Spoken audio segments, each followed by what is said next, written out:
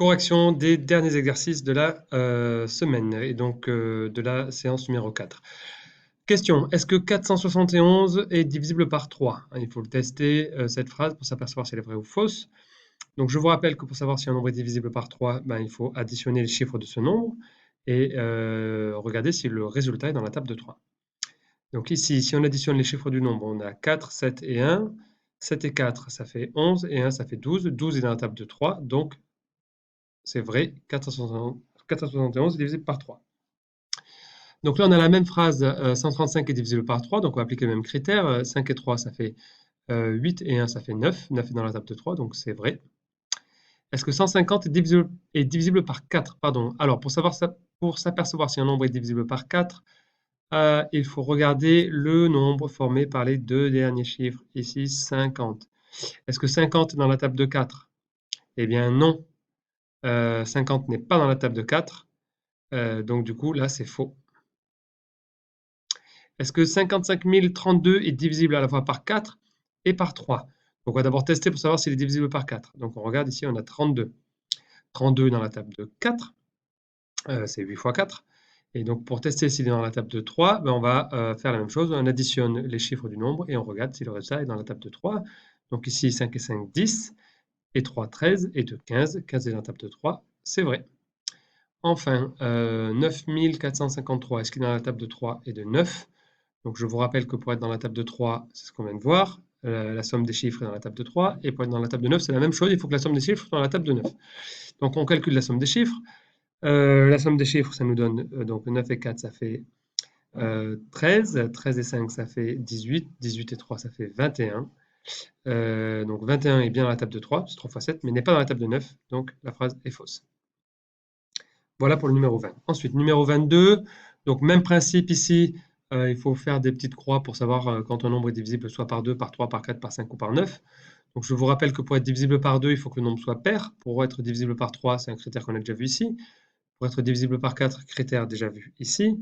Pour être divisible par 5, il faut terminer soit par 0, soit par 5. Et pour être divisible par 9, le critère a déjà été vu ici. Donc on y va, 444. Est-ce qu'il est pair? Oui. Donc c'est bien divisible par 2. Est-ce qu'elle termine par 0 ou par 5? Non, donc c'est pas divisible par 5. Alors, pardon, c'est pas ça qu'il fallait il fallait mettre oui ici. Donc je vais mettre un oui ici. Et alors ce que je vais faire, c'est que je vais copier mon oui si je peux. Voilà, hop, pour essayer d'en avoir d'autres. Il est passé ici. Alors, est-ce que j'ai un autre oui? 444, donc si j'additionne les chiffres, donc j'ai 4 et 4, 8 et 4, 12. Donc c'est bien la table de 3, oui, très bien. Ensuite, est-ce que 444 est divisible par 4? Donc 44, le nombre formé par les deux derniers chiffres ici, c'est 44. Il est bien dans la table de 4, donc c'est 4 fois 11, ça marche. Ensuite, est-ce que 444 est divisible par 5? Là, on a déjà vu que non, puisque ça ne termine pas par 0 par 5. Et est-ce qu'il est divisible par 9? Eh bien non, puisque la somme des chiffres est égale à 12, et 12 n'est pas dans la table de 9. Donc hop, ici, je vais mettre un non. Et donc ici, non. Alors ensuite, on continue. On y va. Est-ce que... je vais peut-être les écrire, ça ira plus vite. Ensuite, donc on passe au nombre 1326. Est-ce qu'il est divisible par 2? Eh bien, la réponse est oui, puisque c'est un nombre pair. On peut les regarder directement par 4 et par 5 à chaque fois, c'est plus facile. Donc 26 n'est pas dans la table de 4, donc ici c'est non. Et ça ne termine pas non plus par un 0 par 5, donc ici non. Et ici non. Ensuite, vérifions. Est-ce que 1326 est divisible par 3 ou par 9? Donc on additionne les chiffres. Donc 3 et 1, ça fait 4. 4 et 2, ça fait 6. 6 et 6, ça fait 12. Donc 12 est bien dans la table de 3. Mais il n'est pas dans la table de 9. 1980. Donc 1980, c'est un nombre pair. Donc il est divisible par 2. Il est divisible aussi par 4, puisque 80 ici dans la table de 4. Ensuite, il est divisible aussi par 5, puisqu'il termine par un 0. Si on additionne ces chiffres, donc 9 et 1, ça fait 10, et 8, ça fait 18. 18, c'est bien dans la table de 3. 3 fois 6, et c'est bien aussi dans la table de 9. 2 fois 9. Ensuite, 2521, il n'est pas pair. Donc non ici. S'il n'est pas pair, a fortiori, il n'est pas divisible par 4 non plus, puisque 21 n'est pas dans la table de 4. Il ne termine pas par 0 par 5, donc il n'est pas divisible par 5. Si on additionne les chiffres, 5 et 2, 7, et 2, 9 et 1, 10, 10 n'est pas dans la table de 3, et 10 n'est pas dans la table de 9. Voilà pour l'exercice numéro 22. Exercice numéro 27. Donc il était demandé de simplifier par 2 les fractions suivantes. Donc on y va pour le petit a. 8 16e. 8 16e, ça fait donc 2. Alors je mets 2 puisque je sais qu'on me demande de simplifier ici par 2. Donc je cherche 2 fois 4. Je sais que c'est forcément 2 hein, sur 2 fois 8. Je peux simplifier par 2. Et donc il me reste 4 huitièmes. Voilà. Ensuite, 24 18e. Mettre ici, je n'aurai peut-être pas cette place. Bon, c'est pas grave. 24 18e. Alors, 24 18e, si je simplifie par 2, donc je vais me dire, je vais essayer que ça va être 2 fois quelque chose sur 2 fois quelque chose, hein, forcément, puisque c'est une simplification par 2. Donc là, c'est 2 fois 12. Et pour 18, ça fait donc 2 fois 9. Je peux barrer mes 2, et donc il me reste 12 neuvième. 4 sixième. Donc là, c'était le petit b ici. Le c, 4 sixième. 4 sixième, donc c'est facile, ça fait 2 fois 2 sur 2 fois 3. Je simplifie par 2, il me reste 2 tiers. Et le d, 10 vingtième. Ça donne donc 2 fois 5 sur 2 fois 10. Je simplifie par 2 et il me reste 5 dixièmes. Et je vais mettre mon d, le e, pardon, ici. 86 46e. Ça va me donner 2 fois 43 sur 2 fois 23. Donc je simplifie par 2 et il me reste 43 sur 23. Voilà pour le petit 1. Alors le petit 2, je vais me mettre un petit peu plus bas. L'exercice qui est là, il va devoir descendre un peu plus parce que sinon je ne vais pas avoir assez de place. Alors on y va pour le petit 2. Je vais me mettre ici pour le petit 2. Donc là maintenant il faut simplifier ici par 5. Donc on y va.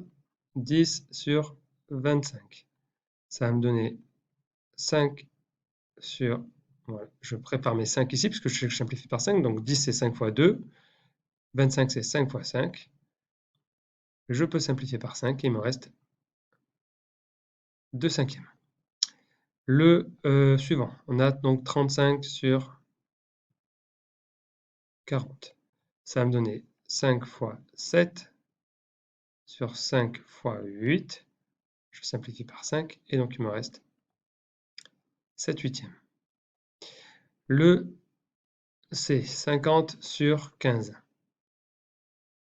Ça me donne 5 fois 10 sur 5 fois 3, c'est-à-dire 10 sur 3. Ici, j'ai simplifié par 5. Le D, 5 sur 20, ben, ça va me donner 5 fois 1 sur 5 fois 4. Je simplifie par 5 et donc il me reste 1 quart. Et enfin le E, 105 sur 55. Donc ça me donne 5 fois pour 105. On sait que ça fait donc 5 fois 21 sur 5 fois 11. On peut simplifier par 5 et donc il nous reste 21 onzième. Voilà pour le 2. Et enfin le 3. Alors dans le 3, on doit simplifier ici par 7. Donc on y va. 21 sur 14, ça fait 3 fois 7 sur 2 fois 7. Simplifie par 7, il reste 3 demi. 49 sur 7. Ça me donne 7 fois 7 sur 7 fois 1. On simplifie par 7 et donc il me reste... Alors 7, il reste 7 sur 1, c'est intéressant ce cas-là, il reste 7 sur 1. Mais comme on sait que 7 sur 1, bah, la division, comme on sait que la fraction c'est une division, 7 sur 1 ça fait 7. Donc ici on pouvait aller jusqu'au bout, on pouvait laisser 7. Ensuite 70 sur 77. Donc ça me donne 7 fois 10 sur 7 fois 11. Et donc, il reste 10 onzièmes. On simplifie par 7 ici. 63 42e. 63 42e. Donc, ça me donne 7 fois 9 sur 7 fois 6. On simplifie par 7. Et donc, il reste 9 sixièmes. Et puis, enfin, le dernier. 700 sur 21. Ça me donne 7 fois 100 sur 7 fois 3, c'est-à-dire 100 tiers. Voilà donc pour les résultats qu'il fallait trouver pour le numéro 27. Je passe au numéro 28 et au numéro 29. Alors dans le 28 et dans le 29, il fallait faire la même chose, mais aller jusqu'au bout, c'est-à-dire simplifier le plus possible. Donc on y va pour le 28. Alors dans le 28, 14 sur 8. Donc là, il faut se poser la question parce qu'il ne nous indique pas dans l'énoncé par quoi est-ce qu'on peut simplifier. Donc on regarde, alors le plus facile c'est de regarder déjà si c'est pair. Hein. Ici c'est le cas, 14 est pair et 8 est pair. Donc on va pouvoir se dire c'est simplifiable par 2. On va pouvoir se dire que c'est 2 fois 7 sur 2 fois 4. Et donc du coup 2 fois 7 sur 2 fois 4. On peut simplifier ici par 2. Et donc il nous reste 7 quarts. Et donc là on se repose la question, est-ce qu'on peut continuer ou est-ce qu'on s'arrête? Ben, on s'arrête puisque 7 ne peut se diviser que par 1 ou par 7 et 4 ne peut pas se diviser par 7. Donc c'est fini. Le B, 10 quinzièmes. Donc là, même chose, on va se demander, est-ce que les deux sont pairs? Non. Par contre, le premier termine par 0, le deuxième par 5. Donc les deux sont divisibles par 5. Donc on va avoir 5 fois 2 ici, 5 fois 3 ici. On va pouvoir simplifier par 5 et donc on obtient 2 tiers. 24 sur 26. 24 sur 26, donc on voit que les deux sont pairs. Donc on obtient 2 fois 12 pour 24 et 2 fois 13 ici. Donc on peut simplifier par 2, ça nous donne 12 treizièmes. Le 9 sixième, alors 9 sixième, on ne peut pas simplifier par 2, on ne peut pas simplifier par 5, on peut simplifier par 3 en fait. Hein. Donc là on a 3 fois 3 ici, ici 3 fois 2, donc on simplifie par 3 et donc il nous reste ici 3 demi. Et enfin le dernier 21 sur 30. Alors 21 sur 30, on observe 21 et 30, donc on sait que là 30 est divisible par 3 ou par 10, par 5 par 2. 21, ben, il est divisible par 3 parce que 2 plus 1 ça fait 3, donc on va pouvoir écrire 3 fois 7 sur 3 fois 10, on simplifie par 3 et donc il nous reste 7 dixièmes. Voilà pour le numéro 28. Alors, le numéro 29. Donc on a 36 sur 24. Je vais les mettre ici. Donc le numéro 29. Donc on a 36 sur 24. L'autre c'était 55 sur 22. Ensuite on a 50 sur 30. On a 28 sur 35. Et puis le dernier, je vais le mettre ici. C'était 81 sur 63. Je vérifie juste ici pour si j'ai pas fait d'erreur. Ok, on est bon. Alors c'est parti. Bon, 36 sur 24. Donc 36 sur 24, bon, déjà on peut dire, tiens, c'est simplifiable par 2. Hein, donc ça nous donne 2 fois... alors 36, ça nous fait 2 fois 18 sur 2 fois 12. 2 fois 18 sur 2 fois 12. Donc ça nous donne 18 sur 12. 18, ben on voit qu'on peut continuer un petit peu, en fait, 18 et 12. Alors 18, on voit que c'est pair, et puis 12 aussi, mais on voit aussi que c'est divisible par 6, les deux. Hein. Donc là, on a 3 fois 6. Et ici, on a 2 fois 6. Donc on va pouvoir simplifier par 6. Et donc il nous reste 3 demi. Alors on pouvait aussi simplifier directement par 4. Il y avait d'autres simplifications possibles. Hein. Il y en avait certaines qui étaient plus rapides.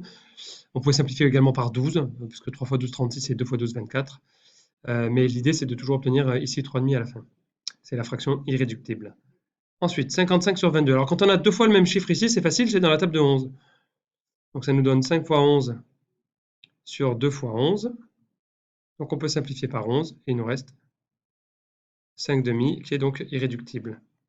50 trentièmes, c'est 5 fois 10 sur 3 fois 10.